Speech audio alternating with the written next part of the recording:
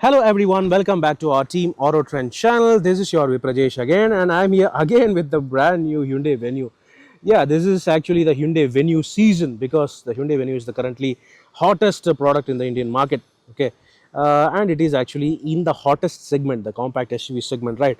So I decided to bring a detailed review of the hottest, most demanded, most value for money variant of this new Hyundai Venue, namely the HX5. This is the HX5 variant. Previously, we brought you the detailed reviews of the top spec HX10 and the HX2 variant. Now, this one here is the mid spec HX5, namely the third variant of the Hyundai Venue's lineup. Okay, so this variant is the one which provides the automatic transmission options for the turbo petrol and the turbo diesel versions. This is actually the entry level variant of the automatic versions of the Hyundai Venue's lineup. Okay, so yeah, let's see what does this actually offer. The ex-showroom prices you can clearly see on the screen right now. You get the 1.2 liter petrol non-turbo version as well with the manual gearbox, and then you also have the option of the 1 liter 3-cylinder turbocharged GDI petrol engine with the manual gearbox, the 6-speed manual gearbox, and then you have the turbo diesel with the 6-speed manual gearbox again. And not only that, you have the automatic versions. The 1 liter turbo petrol is also available with the 7-speed dual clutch automatic transmission, and the turbo diesel is also available with the 6-speed torque converter automatic transmission, for which the ex-showroom prices you can see on the screen along with that. Okay, so these were the ex-showroom prices. Now there is actually one thing to be noted before exploring the HX5 variant, and that is some differences regarding the features. If you opt for the non-turbo petrol, you will actually skimp out on some features, whereas only if you opt for the turbo petrol or the turbo diesel versions, you get a few features additionally compared to the non-turbo ones. So I'll explore that once I get inside the cabin, but for now let's check out the exteriors. From the exteriors, this car looks almost exactly the same as the HX2 variant. At least from the front, there is not much of a difference because you get the same exact LED DRLs, the horn-shaped LED DRLs on the sides, the same overall look, the same halogen projector headlamps, the same skid plates and everything. It looks almost exactly the same as the HX2, right? On the sides as well, there are only a very few differentiation factors. Namely, you get this DCT branding on this turbo petrol automatic version. If you opt for the diesel automatic, you will get an auto badge instead of this DCT. Apart from that, there is not much of a change. Starting from the HX2 variant itself, I already explained, right? If you opt for the turbo petrol or the turbo diesel versions, you get this larger 16-inch stylized steel wheels, whereas if you opt for the non-turbo petrol, you get the very normal looking 15-inch steel wheels. So yeah, that's the same thing on the HX5 variant as well. Well, apart from that, when you compare with the HX2 variant, you get the blacked out B and C pillars, providing you a floating roof effect. So this actually looks nice, right? And then you have the request sensor on the driver door handle, which means this car, the HX5, provides you smart key access with push button start. You also have LED indicators on the ORVMs, right? And sadly, no rear disc brakes on the lower spec variants. The rear disc brake is actually available only on the top level variants. Okay, then coming to the rear, here also you can clearly see the difference. Well, actually there is not much of a difference when you compare with the HX2, but when you compare with the top level variants, you do not get the connected LED tail lamps, and you also do not get the sequential LED indicators as well. The indicators are actually located lower down, just like the HX2 variant, and the reverse lamps are also located lower down on the silver finished skid plates. Okay, the only differentiation factor when you compare with the HX2 is the availability of the reverse parking camera located lower down in the number plate housing, and the availability of a rear windshield defogger that was also not available on the HX2 variant. Okay, so these are additions. If you opt for the turbo petrol alone, you get this turbo branding in red on the tailgate. Apart from that, there is not much to talk about in terms of the exterior. It looks good. It looks almost similar to the HX2. No roof rails, nothing. And yeah, there is one key differentiation factor though. That is the availability of the electric sunroof. If you want the sunroof, this is the variant to go for, because this is the entry level variant which provides the sunroof, and this is also the entry level variant for the automatic versions of the Hyundai Venue. Let's now check out the cabin, shall we? Next, talking about the interior of the HX5 variant, the first thing you will notice on the door are these request sensor buttons, which means this HX5 variant onwards, you get smart key access with push button start, for which the smart keys, yeah, this is not the Hyundai logo. Yeah, this is the Hyundai logo, but it is also the smart key for the Hyundai Venue. Okay, from this HX5 variant onwards, you get these smart keys. These are actually lovely looking, very classy, very futuristic, very nice. It also gets remote engine start and stop function for the automatic versions, so that is also nice and cool. Okay, and not only that, you have the obvious button start. Okay, and along with that, you can also see the driver seat height adjustment lever.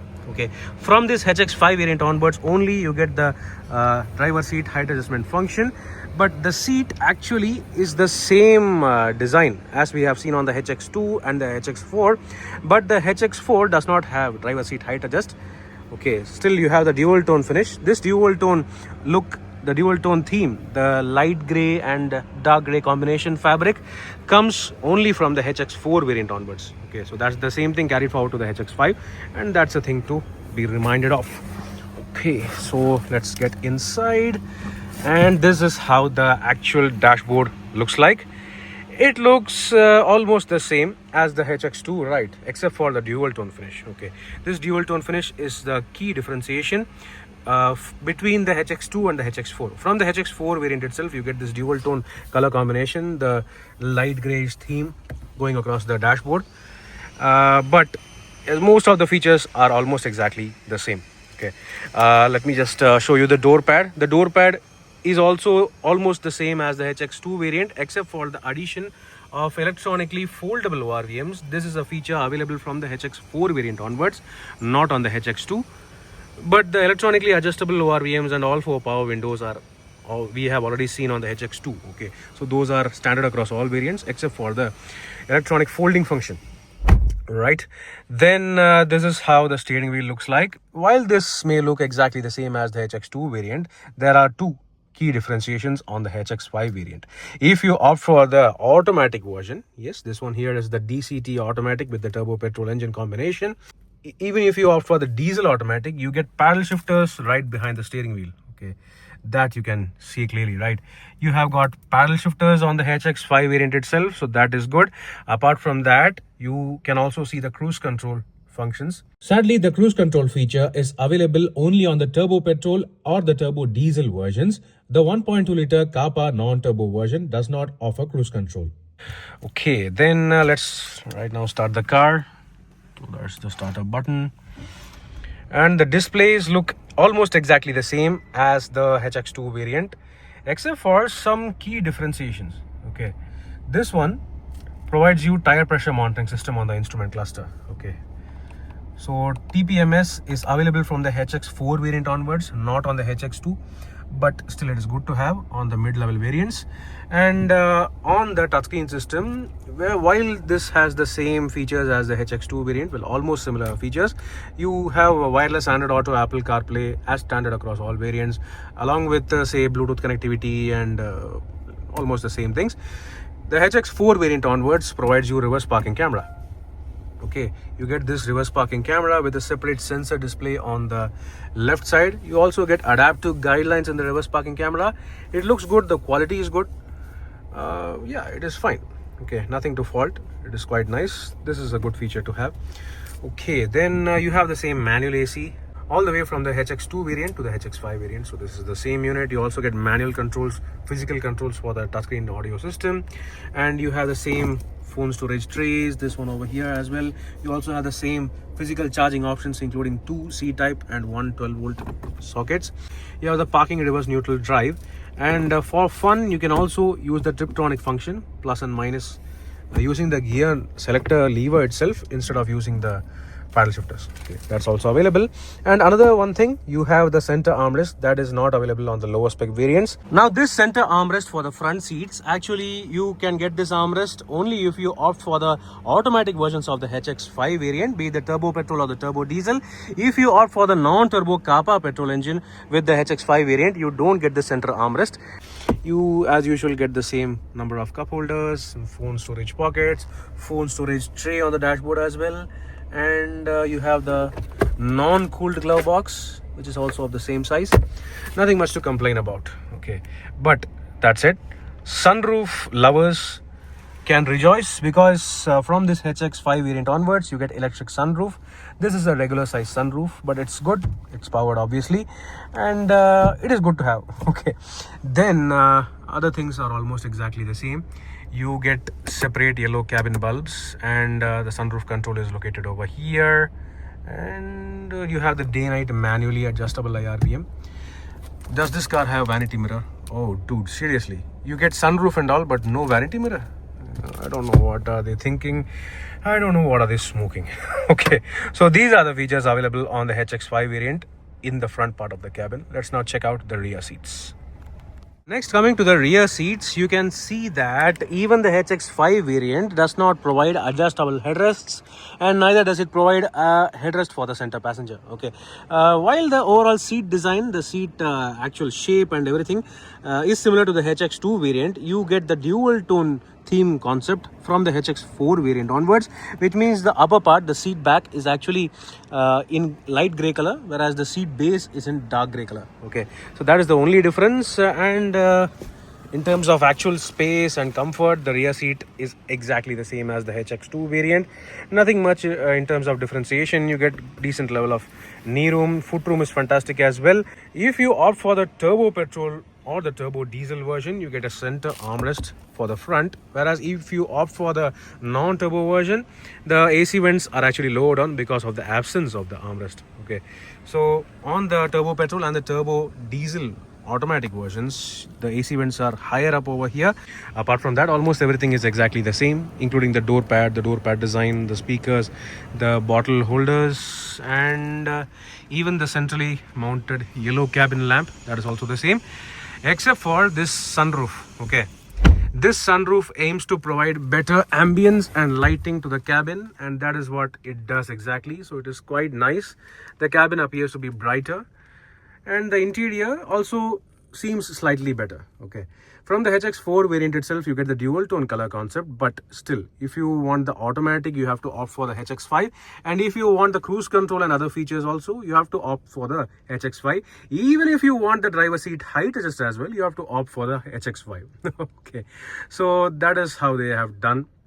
All right, so that's how the dashboard looks like. It is fine. It's got almost all the essential features you need, including good safety features as well. 6 airbags, ESP, traction controller, and all features are actually standard, so it is pretty much good. Right, let's now check out the luggage space. Finally, let's check out the boot space of this HX5 variant, and no surprise, you basically have no difference when you compare with the HX2 variant, because the features and overall size, the shape, the flexibility, everything remains exactly the same, right from the HX2 all the way to the HX5. Well, arey yaar, they didn't even provide a parcel tray. For the sake of the variant, at least they should have provided a parcel tray, but no, they didn't provide that. On the right side, you get only this bag hook, while on the left side, you get nothing except for this provision for the boot lamp. You have to actually purchase that from the accessories section. Okay, and in terms of the spare wheel situation, it is the same 15-inch spare wheel that is available on every variant. So if you opt for the turbo petrol or the turbo diesel version, this spare wheel is actually a 1 inch lesser in terms of size. But if you opt for the non-turbo petrol, this spare wheel size is exactly the same as the regular wheels. Okay, so that is one thing to be noted. In terms of flexibility, no chance. You don't have 60-40 split.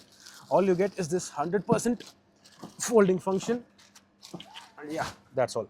So you have to basically deal with this massive step, but that's it. The overall height of the car is pretty good, which means you can actually load large luggage into this car easily. So that is quite good, right? Okay, so that was all about the luggage space and flexibility of this HX5. Let's now talk about the pricing and value of this HX5 version. Right folks, that was a detailed review of the brand new Hyundai Venue's most value for money HX5 variant. According to me, this variant seems to be a better option compared to the HX4. Yeah, we have not actually provided a review of the HX4 on this channel, but we have actually reviewed it on the Tamil channel we have. So compared to the HX4, this one actually seems better because it provides way better features, electric sunroof, and if you opt for the turbo petrol and turbo diesel versions, you get cruise control as well, along with the center armrest for the automatic versions. And yes, you have the automatic versions which are available from this HX5 variant onwards. Apart from that, almost everything you have, it's quite good. The power windows, electronic folding and adjustable ORVMs, and you have 6 airbags, ESP, traction control and stuff. It is also spacious, looks good. It's all right, except for the fact that they could have provided some better differentiation features. Say for example, at least they could have provided roof rails or rear wiper or these actual useful stuff, which is actually lacking on the HX5, because from the outside it looks almost exactly the same as the HX2, except for the rear windshield defogger and the blacked out pillars and the reverse parking camera. Okay, so do let me know in the comment section below, what do you think about this HX5 variant of the Hyundai Venue. You can clearly see the on-road prices of this HX5 variant's manual and automatic versions all together on the screen right now. I think this is okay in terms of value for money. Do let me know your comments. Okay, so meanwhile, this is Viprajesh signing off. See you on another video. Thank you for watching.